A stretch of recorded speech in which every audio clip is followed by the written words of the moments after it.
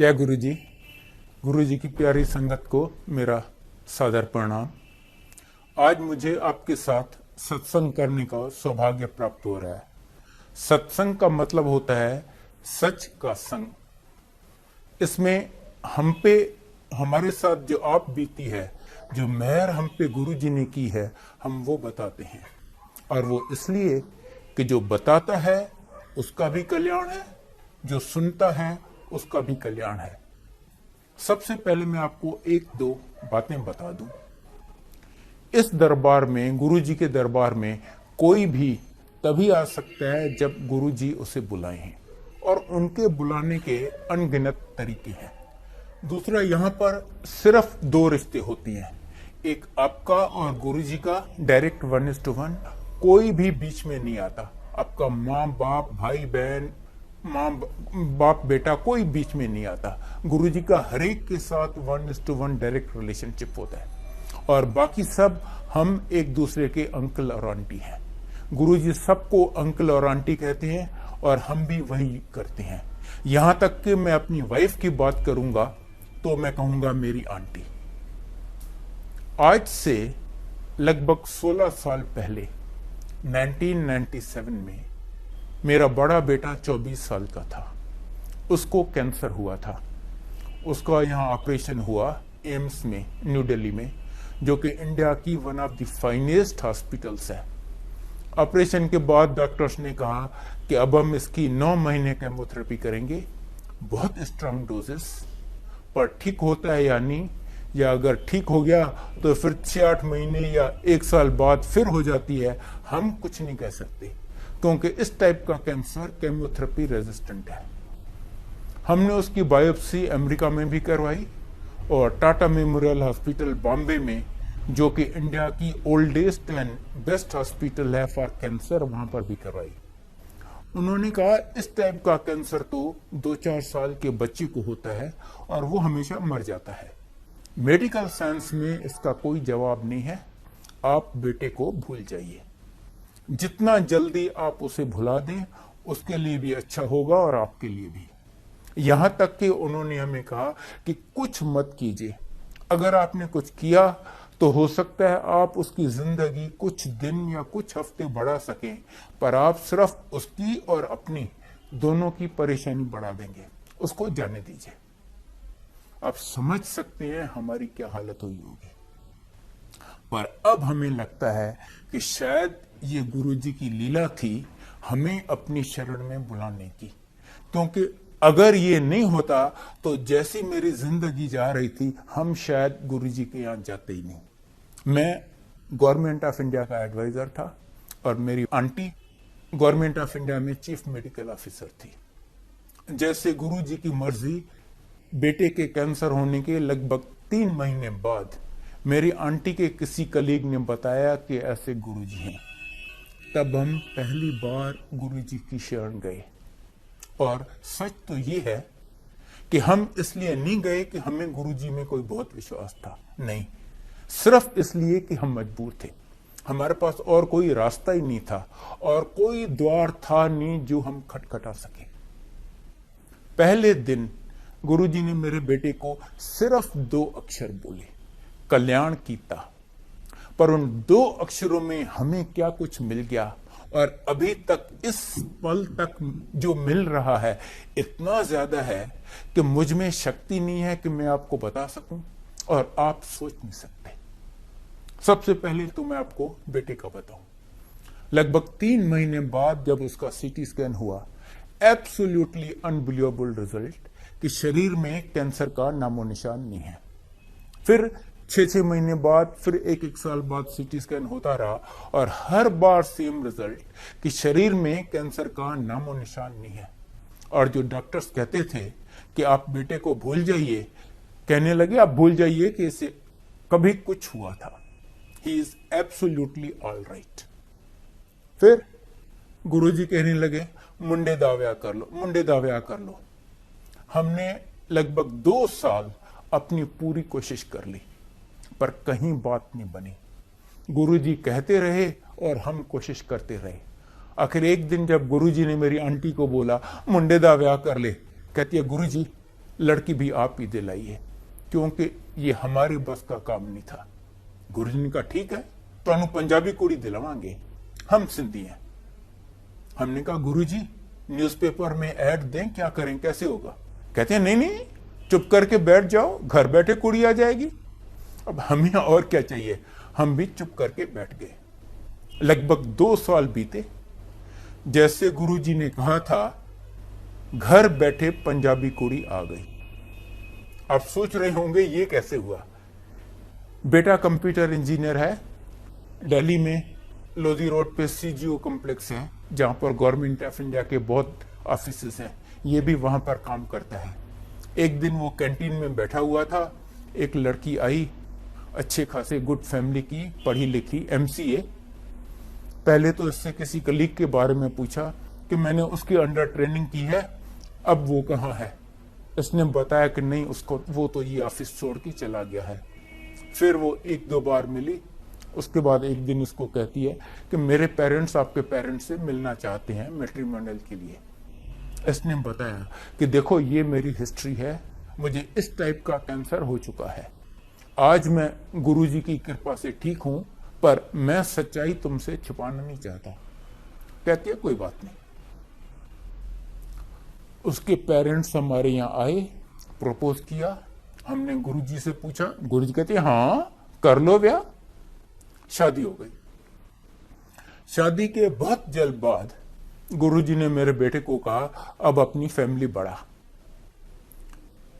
तब पता चला कि लड़की को 2-3 प्रॉब्लम्स हैं जिसकी वजह से उसका मां बनना बहुत मुश्किल है, और कैंसर वाले आदमी को तो कभी बच्चा हो ही नहीं सकता। 4 साल इन्होंने पता नहीं कितने स्पेशलिस्ट को कंसल्ट किया, सबने कहा भूल जाइए, आपको अपना बच्चा होने का सवाल ही नहीं पैदा होता, चाहो तो किसी को गोद ले लो। 31 दिसंबर 2005 को गुरुजी न्यू ईयर्स ईव सेलिब्रेट कर रहे थे बड़े मंदिर में। वो अपने हाथ से प्रसाद दिया करते थे। जब मेरी बहू को प्रसाद दिए, बोले ले तेनू दवाई देती। उसी महीने जनवरी में उसने कंसीव किया। कुछ टाइम बीता, संगत से कोई अनजान आंटी आके उसको कहती है कि गुरुजी ने हमें सपने में कहा है कि तुम्हें जुड़वा बच्ची है। अब देखिए, उसको नहीं पता, उसके डॉक्टर को नहीं पता, मदर इन लॉ डॉक्टर है उसको नहीं पता, संगत से कोई अनजान आंटी आके बताती है कि तुम्हें जुड़वा बच्चे हैं। फिर प्रेगनेंसी में बहुत सीरियस प्रॉब्लम्स आए, रियली सीरियस। हर बार डॉक्टर्स ने हाथ खड़े कर दिए कि ये हमारे बस का नहीं है, हम कुछ नहीं कर सकते। पहले उसको सीवियर ब्लीडिंग हो गई। डॉक्टर्स ने कहा ऑब्वियसली मिसकैरेज हो रहा है, you take absolute bed rest, even bathroom तक जाना नॉट अलाउड। आगे आपकी किस्मत, हमारे करने लायक कुछ भी नहीं है।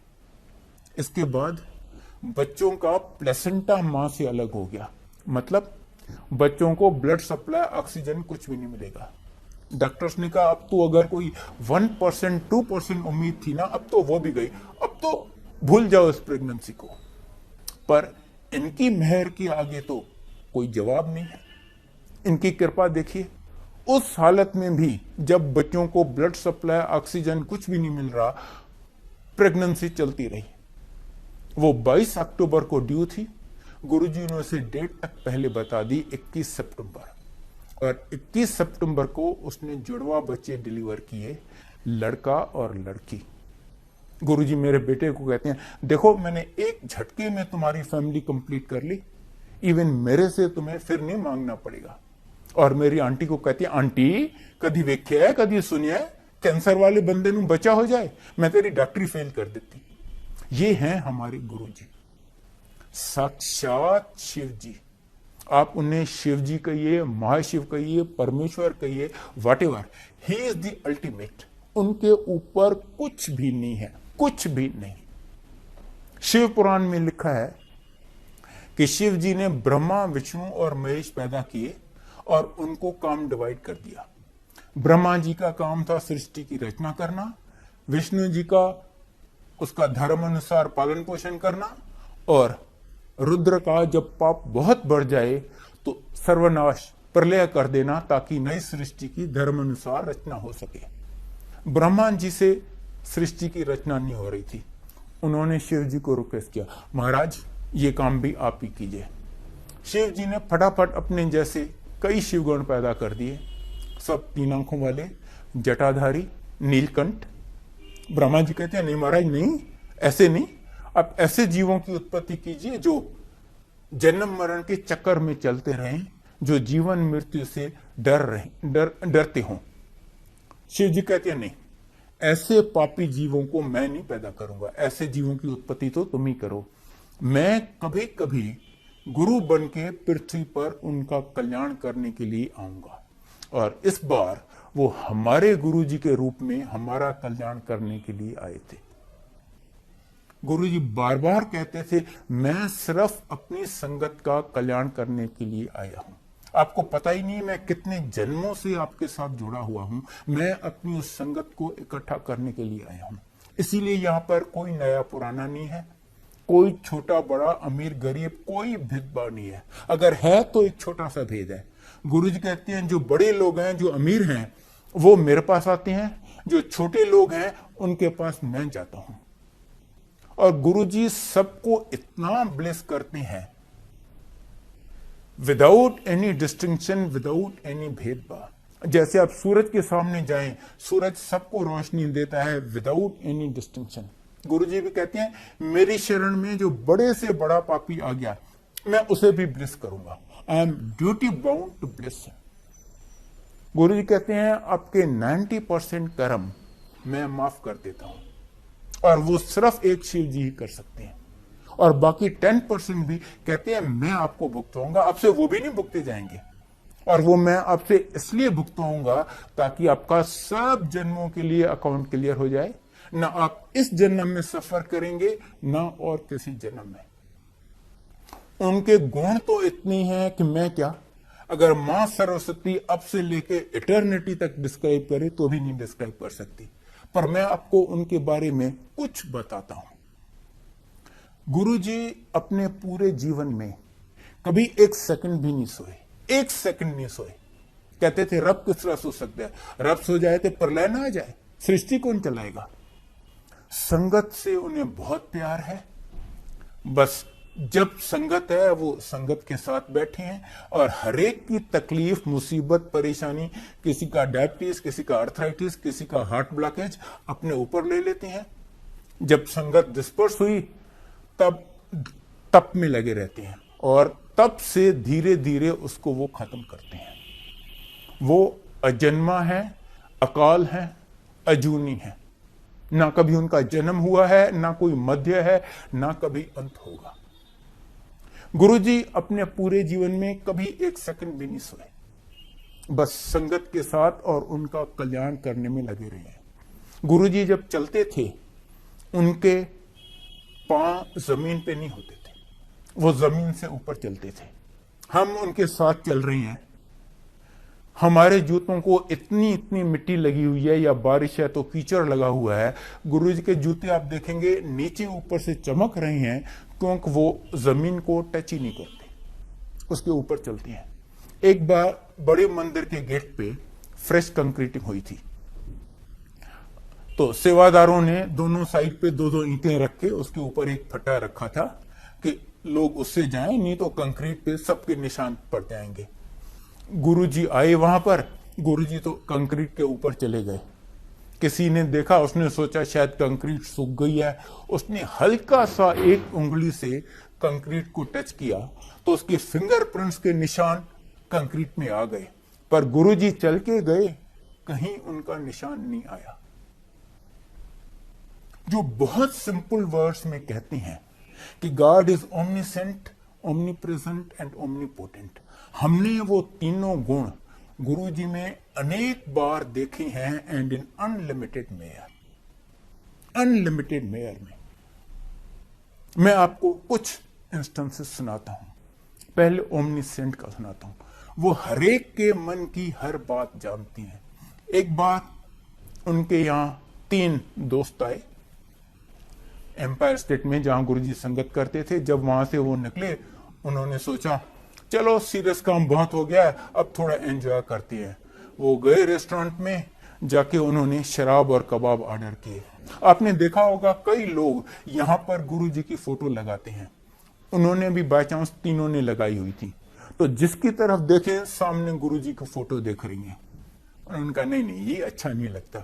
तीनों ने अपनी फोटो उतार के चौथी कुर्सी पे उल्टी करके रख दी। उसके बाद फ्री होके शराब और कबाब एंजॉय किए। अगले दिन वो गुरुजी के यहाँ गए, जैसे ही अंदर घुसे गुरुजी कहते हैं, क्यों अंकल कल खूब एंजॉय कीते शराब ते कबाब? हाँ जी गुरुजी। ते की कीता? गुरु ਨੂੰ ਉਂਧਾ ਕਰਕੇ ਕੁਰਸੀ ਤੇ ਰੱਖ ਦਿੱਤਾ ਕਿ ਹੁਣ ਗੁਰੂ ਵੇਖ ਨਹੀਂ ਸਕता। ਉਹ ਕਮਲੋ मैं ਤੁਹਾਨੂੰ कभी मना ਕੀਤਾ है ਇਹੋ ਜਿਹੇ ਕੰਮਾਂ ਤੋਂ? वो मैं उनसे क्या छुपाऊंगा, वो हमारा हर बात हर मोमेंट जानते हैं।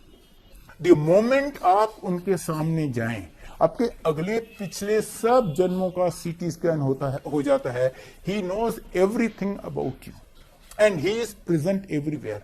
आप उन्हें याद करके तो देखिए, जहां आप उन्हें सच्चे दिल से याद करेंगे उन्हें अपने बगल में पाएंगे।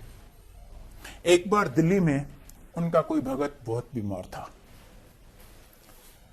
नेचुरली वो गुरुजी को बहुत याद कर रहा था।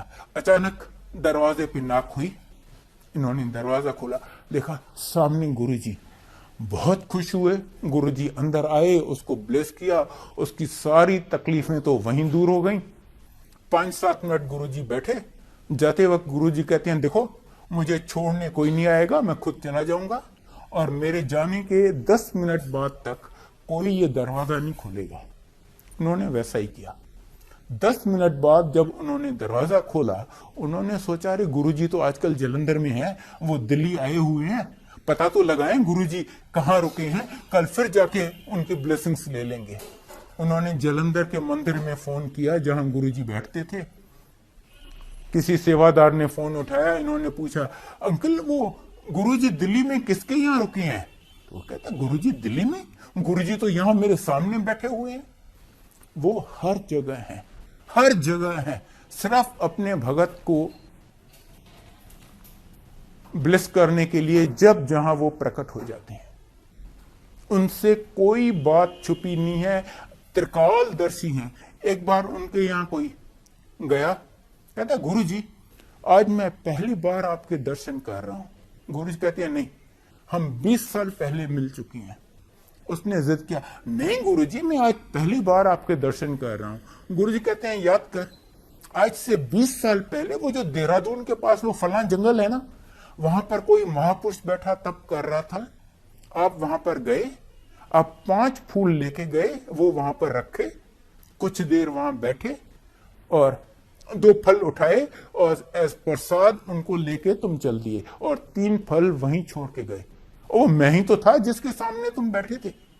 अब ऐसा इंसिडेंट किसी की जिंदगी में रोज नहीं आता। उसको इमीडिएटली याद आ गया। कहता पर गुरुजी आप तो उस समय तप में लीन थे, आपने तो मुझे आंखें खोली ही नहीं, आपने तो मुझे देखा ही नहीं। गुरुजी कहते हैं हाँ, पर मेरी तीसरी आंख तो खुली थी। आपको पता है शिव जी की 3 आंखें हैं, वो अपनी तीसरी आंख से हमें देख लेते हैं। करने को वो कुछ भी कर लेते हैं। मैंने आपको अपने बेटे का बताया कि कैसे एब्सोल्युटली इम्पॉसिबल केसेस में उसको बच्चे दे दिए। मैं आपको एक और इंस्टेंस बताता हूं। एक लड़की थी, उसको कोई मेडिकल प्रॉब्लम थी, उसको बच्चा नहीं हो सकता था। नेचुरली उसके पेरेंट्स ने डिसाइड किया कि इसकी शादी कैसे करवाएंगे। एक दिन गुरुजी उनको कहते हैं, ओ कुड़ी दा ब्याह कर लो। उन्होंने सोचा गुरुजी को क्या पता हम क्यों नहीं शादी करवा रहे, सुना अनसुना कर दिया। गुरुजी ने फिर कहा, आखिर इन्होंने गुरुजी को बताया, गुरुजी इसको बच्चा नहीं हो सकता इसीलिए शादी नहीं कर रहे। गुरुजी ने कहा शादी ब्याह तो करवा लो, बच्चा भी दे देंगे, पर एक को ही देंगे। वो बड़े खुश हुए, उन्होंने उसकी शादी करवा दी। इन ड्यू कोर्स वो प्रेग्नेंट भी हो गई। उसको पता था एक ही बच्चा होना है। बहुत एंशियस थी जानने के लिए कि लड़का है या लड़की है। उसने अल्ट्रासाउंड करवाया, पता चला लड़की है। आप जानते हैं हमारी सोसाइटी, वो जरा डिसअपॉइंट सी हो गई कि काश ये लड़का होता, पर गुरुजी को कुछ कहने की हिम्मत नहीं पड़ी। गुरुजी तो जानी जान है। जब वो ऑलमोस्ट ड्यू थी, एक दिन गुरुजी उससे पूछते हैं, और होने तू खुश है ना? क्या जवाब दे वो? जिसको बच्चा ही नहीं हो सकता, बच्चा हो रहा है, वो ना कैसे बोले? और उसे लड़का चाहिए, लड़की हो रही है, वो हाँ कहना नहीं चाहती थी। उसने बहुत हल्के से बोला, हाँ जी गुरुजी। गुरुजी कहते हैं, क्यों तू खुश नहीं है? कहती है, गुरुजी अगर एक ही बच्चा होना था तो काश वो लड़का होता। गुरुजी कहते हैं, ता क्या हो गया? उन्हें मुंडा कर देंगे, पर हम अल्ट्रासाउंड ना करवाएंगे। और आप विश्वास करेंगे, 3 दिन बाद उसने लड़का डिलीवर किया। ये है हमारे गुरुजी। Absolutely anything he can do. Without his permission Yamraj can not touch you. पता नहीं कितने मुर्दों को उन्होंने जिंदा किया है। वैसे एक उनमें से मैं भी हूं। आज से 9 साल पहले मैं एम्स के आईसीयू में डेड डिक्लेयर हो चुका था। माई हार्ट हैड स्टॉप्ड, मेरी पल्स एब्सेंट थी। सिर्फ इनकी कृपा है कि आज मैं आपके सामने खड़ा हूं, मैं बोल रहा हूं। मैं आपको एक और इंस्टेंस सुनाता हूं। एक बार एम्पायर स्टेट में संगत चल रही थी। एक अंकल और आंटी थे, उनको अर्थराइटिस की प्रॉब्लम थी, वो ऐसे नीचे नहीं बैठ सकते थे। वो एंट्रेंस के पास सीढ़ियों में बैठे हुए थे। ऊपर से कंक्रीट का एक भारी गमला अंकल के ऊपर गिरा और अंकल को काफी चोट आई। संगत चल रही थी, गुरुजी बैठे हुए थे अपने सिंहासन पे, पर वो ऐसे बैठे रहे as if nothing has happened. संगत परेशान हो गई। एक तो वो गमला इतना भारी था और इतनी अच्छी तरह रखा हुआ था, गिर नहीं सकता था। दूसरा, गुरुजी बैठे हैं वहां पर अपने भगत के लिए कुछ भी नहीं कर रहे। This nobody ever expected. आखिर संगत से किसी ने एम्बुलेंस बुलाई और उसको हॉस्पिटल भेज दिए। हॉस्पिटल में उन्होंने अश्योर क्या कहते हैं, नहीं जी कोई घबराने वाली बात नहीं है, सुपरफिशियल इंजरीज हैं। फर्स्ट एड के बाद उसको डिस्चार्ज कर दिए। अगले दिन वो अंकल और आंटी फिर एम्पायर स्टेट में आए। गुरुजी उस आंटी को बुलाते हैं, आंटी इधर आ, तू खड़ी होके इन्हानू दस, तू कल की व्याख्या सी। तो वो आंटी खड़ी होके सुनाती है, कहती है, कल मैं वहां पर सीढ़ियों में अपने अंकल के साथ बैठी थी, वहां यमराज आया, वो मेरे हस्बैंड को ले जाने लगा। गुरुजी उधर बैठे हुए थे, उनके शरीर से एक और गुरुजी निकले और वो चल के यहां पर आए और यमराज को बोले, नहीं ये मेरा भगत है, आज तू इसको हाथ नहीं लगाएगा। यमराज ने बहुत बहस की कि गुरुजी आपको पता है इसका टाइम खत्म हो चुका है, आज मुझे इसे ले जाने दीजिए। गुरुजी ने कहा, नहीं ये मेरा भगत है, आज मैं तुम्हें इसे किसी हालत में ले जाने नहीं दूंगा। जब बहुत बहस के बाद यमराज ने देखा कि गुरुजी जिद पर हैं, उसकी बात नहीं मान रहे, वो निराश होकर जाने लगा और जाते जाते फ्रस्ट्रेशन में उसने गमले को हाथ मारा और गमला आके मेरे हस्बैंड के ऊपर गिरा। ये हैं हमारे गुरुजी।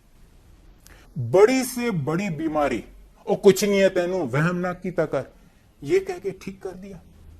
बड़ी से बड़ी मैं आपको अपनी मदर का सुनाता हूं। मेरी मां लगभग 80 साल की थी। उनको 20-25 साल से इंसुलिन के इंजेक्शन लगते थे और आपको शायद पता हो, इंसुलिन का इंजेक्शन एक बार लगना शुरू हो, मरने दम तक कभी बंद नहीं होता। उनको अर्थराइटिस की प्रॉब्लम थी, वो चौकी मार के नीचे नहीं बैठ सकती थी। हार्ट की प्रॉब्लम थी, लिवर की, डाइजेशन की, आप जो बोले। वो तो गुरुजी के यहां आती भी नहीं थी। एक दिन हमारे बहुत जिद करने पे वो आ गई। गुरुजी ने कहा बैठ जा, वो चुप करके नीचे बैठ गई। 1.5-2 घंटे के बाद जब उठी, कहती, अरे मैं आज नीचे कैसे बैठ गई, मैं तो चौकी मार के बैठ ही नहीं सकती। और बस उस दिन के बाद उसने चौकी मार के बैठना शुरू कर दिया। अर्थराइटिस खत्म। फिर गुरुजी ने उसको बर्फी प्रसाद दिया। कहती, हाय मुझे तो रोज इंसुलिन के इंजेक्शन लगती हैं, ये मैं इतना मीठा कैसे खाऊंगी। प्रसाद है, चलो जरा सा खा लिया, बाकी रख लिया कि घर चल के बच्चों को दे देंगे। 2 मिनट बाद गुरु, वहां इतना क्राउड था कि गुरुजी देख नहीं सकते थे कि किसने प्रसाद खाया किसने नहीं खाया। 2 मिनट बाद गुरुजी ने उसे फिर बुलाया, पहले से ज्यादा बर्फी दिए और बोले ये यहीं खानी है। अब वो घबरा गई, अब तो मैं फंस गई, अब मैं क्या करूं। संगत से सबने आके समझाया कि देखो अगर आप यहां खाते हो तो ये आपकी दवाई है, घर जाके खाते हो तो मिठाई है। उसने वो सारी खा ली। और रिजल्ट ये हुआ कि 8-10 दिन में उसका इंसुलिन का इंजेक्शन लगना बंद हो गया। डॉक्टर ने कहा diabetes is well under control, रोज एक टेबलेट खा लिया करो। ऐसे ऐसे तो वो आपकी बीमारियां ठीक करती हैं। ही can do absolutely anything, absolutely anything. एक बार एम्पायर स्टेट में संगत चल रही थी, अचानक काफी जोर का अर्थक्वेक आया, सारी संगत घबराने लगी। गुरुजी एक टांग दूसरी टांग के ऊपर रख के बैठे हुए थे, उन्होंने वो टांग नीचे जमीन पे रखी और धरती शांत हो गई। सूरज चमक रहा है, एक क्लाउड नहीं है, वो बारिश करवा देती हैं, या इतने जोर की बारिश होती है वो उसे बंद करवा के सूरज चमका देते हैं। कहते हैं सूरज रोज सवेरे मुझे प्रणाम करता है, उसके बाद निकलता है। मैं अगर एक उंगली उठाऊं तो सूरज ठंडा हो जाए। Absolutely anything he can do and he does. और हमने ये सब अपनी आंखों से देखा हुआ है। मैं आपको वेरी ब्रीफली बताता हूं कि मुझे उन्होंने क्या दिया है। मुझे उन्होंने बताकर 3 बार नई जिंदगी दी है, जिसमें से एक बार मैंने आपको बताया कि मैं मर चुका था और मुझे उन्होंने रिवाइव किया है। 2 बार उन्होंने मुझे मरने से बचाया है, और बिन बताए तो पता नहीं कितनी बार नई जिंदगी दी है। मेरी आंटी को नई जिंदगी दी है। बड़े बेटे का मैंने आपको बताया कैंसर ठीक किया, वो जो मर रहा था, जिसको हर जगह से जवाब मिल चुका था। छोटे बेटे को नई जिंदगी दी है। दोनों बहुएं उन्होंने दी हैं। जिस मकान में मैं गुड़गांव में रहता हूं, मेरी हैसियत नहीं थी बनाने की, सिर्फ उनकी कृपा से बना है, और बहुत बहुत कुछ दिया है। बताइए मैं बदले में उन्हें कोई दे सकता हूं? वो तीनों लोगों के मालिक, हम एक बड़े भिखारी उनके सामने। इसलिए गुरुजी कहते हैं कुछ नहीं करना। और जहां तक पूजा पाठ का सवाल है, आपने शायद पढ़ा हो, देवी पार्वती को 3000 वर्ष कठोर तप करना पड़ा था, तब शिव जी के दर्शन हुए। हमारी किसी की तो ऐसी हैसियत है नहीं। इसीलिए गुरुजी कहते हैं कुछ आपके बस का नहीं है। बस आपको गुरुजी ने हमारी लाइफ इतनी सिंप्लीफाई कर दी है। मैं आपको कुछ चीजें बताता हूं जो आपको करनी है। देखिए, उनके हाथ तो बहुत बड़े हैं, वो तो हमें ब्लेस करते रहते हैं, हर एक को विदाउट एनी डिस्टिंक्शन। पर आप कितनी लेते हैं ब्लेसिंग्स, ये आप पे डिपेंड करता है। एक नदी बह रही है, उसमें तो अनलिमिटेड जल है, पर कोई उसमें से एक लोटा भर के ले आता है, कोई बाल्टी भर के ले आता है, कोई उसमें गोता लगाता है। आप कितना ले पाते हैं डिपेंड्स ऑन यू। उसके लिए मैं आपको कुछ बातें बताता हूं। पहली बात, जब भी कहीं सत्संग होता है, प्लीज आप टाइम से आइए। अगर सत्संग का टाइम 7 बजे है तो गुरुजी तो आके अपने सिंहासन पे 7 बजे विराजमान हो जाते हैं। अगर हम उसके लेट आए, माफ कीजिए, ये ठीक नहीं लगता, और हम अपनी ब्लेसिंग्स गवा रहे हैं। दूसरा, आप जब यहां आते हैं, जो हो रहा है पूरी कंसंट्रेशन उस पर कीजिए। अगर शब्द चल रहे हैं तो वो शब्द सुनिए, कोई सत्संग कर रहा है तो वो सुनिए। आप अपना गुरुजी से कनेक्शन लगाइए। गुरुजी बार बार कहते थे, यहां पर आप सिर्फ मेरे लिए आते हो, यहां पर no socialization, no business deals, no बातें करना और एनीथिंग। एक बार संगत चल रही थी, 2 आंटियां लगातार बात कर रही थी अपने। उनमें से एक थी पुरानी संगत, एक पहली बार आई थी। गुरुजी ने एक बार उस पुरानी संगत की तरफ देखा भी, उसे जेंटल हिंट दिया कि देखो तुम ये ठीक नहीं कर रही हो, पर वो बातें करते रहे। जब लंगर खत्म हुआ और वो नई वाली आंटी चली गई, ये पुरानी वाली आंटी गुरुजी को कहती है, गुरुजी उस आंटी को बहुत प्रॉब्लम्स, बहुत तकलीफें थी, वो मुझे सुना रही थी, अब मैं कैसे नहीं सुनती। गुरुजी कहती हैं, अगर वो तकलीफें तुम्हें सुनाने के बदले वो शब्द सुनती, उसकी सारी तकलीफें वहीं दूर हो जानी थी। ये है शब्द की इंपॉर्टेंस। आप सिर्फ गुरुजी से कनेक्शन कीजिए, उन पे थोड़ी श्रद्धा रखिए, उनको प्यार कीजिए, उनसे कनेक्शन कीजिए। कनेक्शन का मतलब हर बात में आप उनको याद कीजिए। अब मैंने आपको बताया कि बैठ के पूजा पाठ करने का हमारा कोई औकात नहीं है। आप चलते फिरते, उठते बैठते, टॉयलेट सीट पे सैर करते, कुकिंग करते, जब आए उन्हें याद कर लीजिए। गुरु कहते हैं इवन कील ठोकते वक्त आप मुझे याद कीजिए। इतना सिंपल। उन्होंने हमें हर वहम, हर बंधन से निकाल दिया। कहते हैं आपके बस का कुछ है ही नहीं। बस आप सिर्फ आते यहां रहो, मेरे से कनेक्शन करो, जब हो सके तो मुझे याद करो, जितना हो सके लोगों का भला करो। अगर आप भला नहीं कर सकते तो नहीं, पर किसी का बुरा मत करो। दूसरा गुरुजी कहते हैं नो ABC। ए मतलब अब्यूज, किसी को अब्यूज मत करो। बी मतलब ब्लेम, किसी को ब्लेम मत करो। सी मतलब क्रिटिसाइज, किसी को क्रिटिसाइज मत करो। बस उनसे कनेक्शन करो, लीव एवरीथिंग टू हिम। उनसे कुछ मांगो नहीं, सिर्फ मानो। मैं आपको विश्वास दिला सकता हूं कि ये वो द्वार है जहां पर आपको हर चीज मिल सकती है, पर टाइमिंग और प्रायोरिटी गुरुजी डिसाइड करते हैं। वो पहले लाइफ देते हैं, फिर हेल्थ, फिर वेल्थ, फिर हैप्पीनेस और आपको जो कुछ चाहिए। अगर कोई चीज आपको इस द्वार पे नहीं मिलती, रेस्ट एश्योर्ड वो आपके लिए अच्छी नहीं है। जो चीज आपके लिए अच्छी है वो बिन मांगे आपको दे देती हैं। और ये मत सोचिए कि आज गुरुजी नहीं है, इनफैक्ट आज तो पहले से कहीं ज्यादा कल्याण हो रहे हैं, क्योंकि जब तक गुरुजी इंसानी चोले में थे उनको मर्यादा के अंदर रहना पड़ता था। मैंने आपको बताया मेरे बेटे का कैंसर ठीक किया, वो कैंसर उन्होंने अपने ऊपर ले लिया, फिर धीरे धीरे तब से उसको खत्म किया। आज उनको ना वो शरीर है ना वो लिमिटेशन है, इसीलिए आज पहले से कहीं ज्यादा और कहीं क्विक कल्याण हो रहे हैं। तो बस जिस दिन आप गुरुजी के यहां आते हैं, I can assure you proves it turning point in your life. उसके बाद आप कभी मुड़ के नहीं देखते। आज गुरुजी की संगत करोड़ों में है, and I can assure you उनमें से एक भी ऐसा नहीं मिलेगा आपको जो ये कह सके कि जब मैं गुरुजी के यहां आया था आई वॉज बेटर ऑफ। नहीं, in every respect everybody is better off than वो वहां पर आया। बस आप यहां आते रहिए, लीव एवरीथिंग टू हिम, और देखिए आपकी जिंदगी कैसे चमका देते हैं।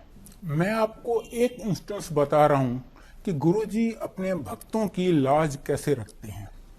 एक बार कोई 20-25 आदमियों का ग्रुप माता वैष्णो देवी पे जा रहा था। ट्रेन रात को 11-11:30 बजे थी। उनमें से एक गुरुजी का भगत था। उसने सोचा ट्रेन तो इतना लेट है, चलो मैं तब तक गुरुजी के मंदिर से होके आता हूं। वो गुरुजी के यहाँ गए। वहां पर स्ट्रिक्ट रूल है कि जब गुरुजी आपको आज्ञा दें तभी आप वापस जा सकते हैं। वो बैठा रहा जब तक गुरुजी उसे आज्ञा दें, और गुरुजी ने जब तक उसको आज्ञा दी, बहुत लेट हो गया था, तब तक उसकी ट्रेन चली गई।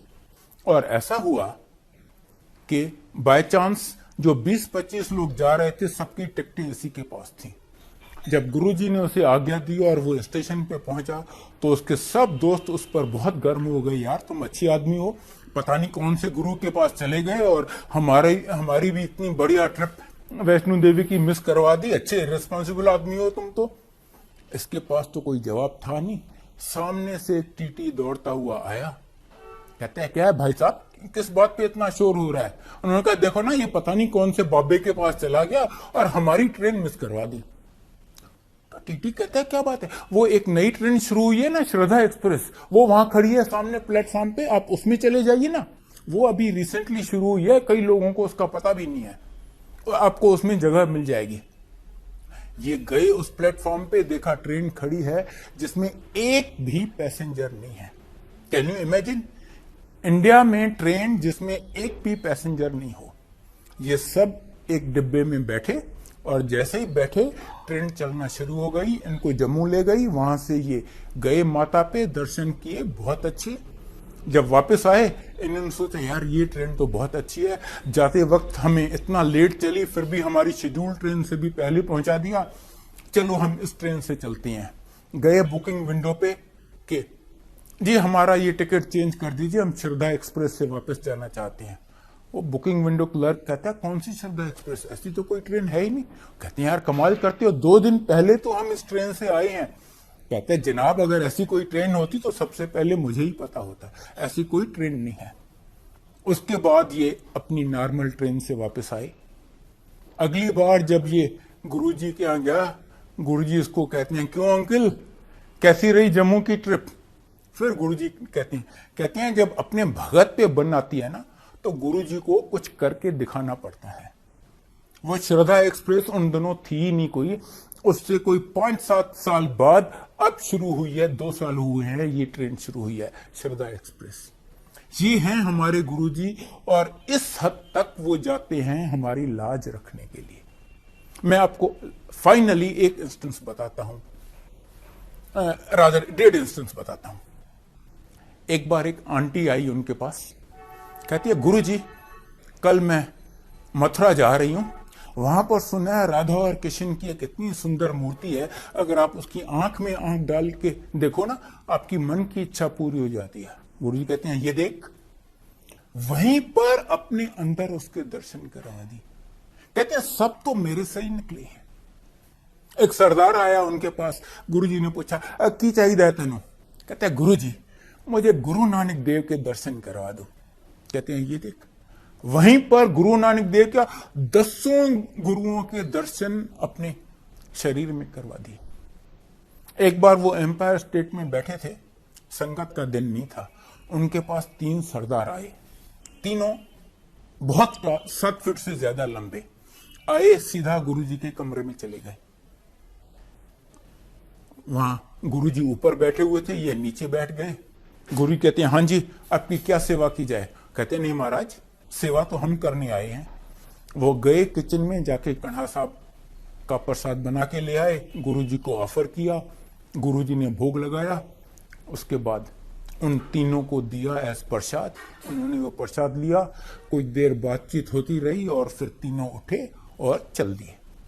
संगत का दिन नहीं था, बाहर सिर्फ एक सेवादार बैठा हुआ था, वो बड़ा क्यूरस था। कहते यार ऐसी पर्सनैलिटी तो मैंने कभी देखी नहीं, देखो तो सही ये कौन है, कहां से आए हैं, क्यों आए हैं। वो उनके पीछे पीछे गया, मेंटेनिंग थोड़ा सा रेस्पेक्टेबल डिस्टेंस। जहां जरा सी टर्निंग आई, तीनों गायब हो गए। ये दौड़ता हुआ एम्पायर स्टेट कॉम्प्लेक्स के गेट पे पहुंचा और वॉचमैन से जाके पूछा, अरे भाई वो तीनों सरदार कहां गए, वो जो इतने लंबे आए थे? वो कहते हैं कौन से सरदार?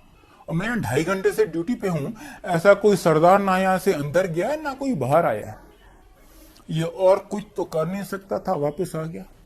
गुरुजी तो जानी जान है, उनको तो पता है ये कहां गया है, क्यों गया है। जैसे ही ये अंदर घुसा, गुरुजी कहते हैं क्यों वो सरदार लब्बे नहीं? और ब्रह्मा विष्णु महेश सी, इमेजिन ब्रह्मा विष्णु महेश जिनके दर्शन करने आते हैं, वो क्या चीज है। हम सब बहुत भाग्यशाली है कि उन्होंने हमें अपनी शरण में बुलाया है। ये सिर्फ उनकी कृपा है, उनकी मेहर है। बस मेरी आपसे यही विनती है कि आप यहां आते रहिए और उनकी ब्लेसिंग्स लेते रहिए। गुरुजी कहते हैं जब आप यहां आते हो, आप अपनी अकल और रफल होती है ईगो, इनको बाहर जूतों के साथ छोड़ के आओ, क्योंकि यहां जो होता है वो आदमी की सोच या मेडिकल साइंस से परे है। गुरुजी स्टार्स जहां मेडिकल साइंस या आदमी की सोच खत्म होती है। बस आप यहां आते रहिए, सब उन पे छोड़ दीजिए और देखिए आपकी जिंदगी कैसे चमक जाती है। जय गुरुजी।